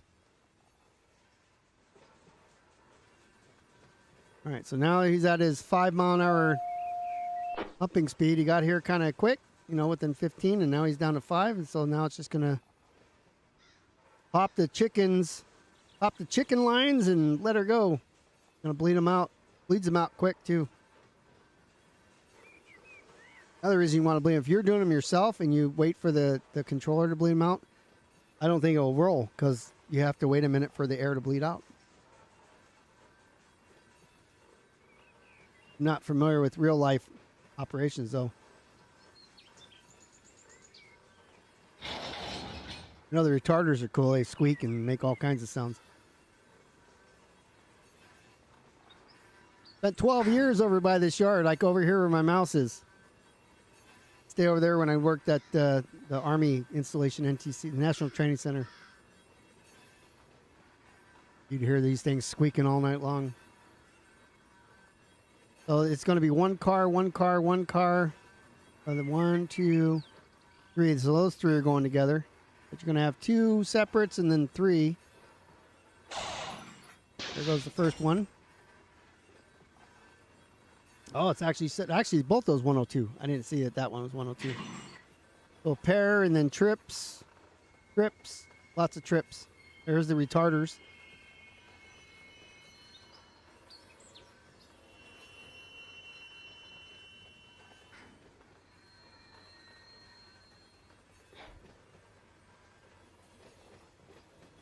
It's all computer controlled in real life too.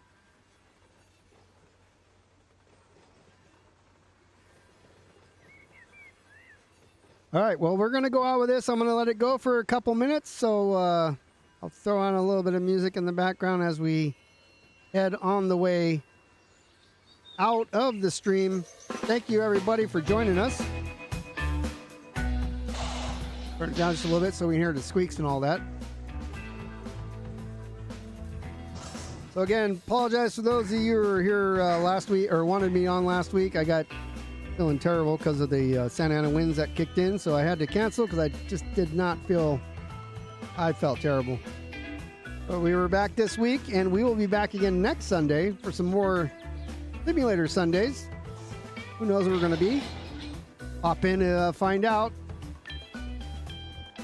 We're in the World Series on the on Twitch on Wednesday nights. Kicks off 5 p.m. West Coast. Beer Keggers are one up on the series playing the STFU. So hilarious. So if you ever saw any of my RP stuff, whose team we're playing. Well, thank you everybody for showing up. I'm going to stop talking and just let the rest go for a little bit. So thanks again, and we'll see you guys next week. Appreciate it.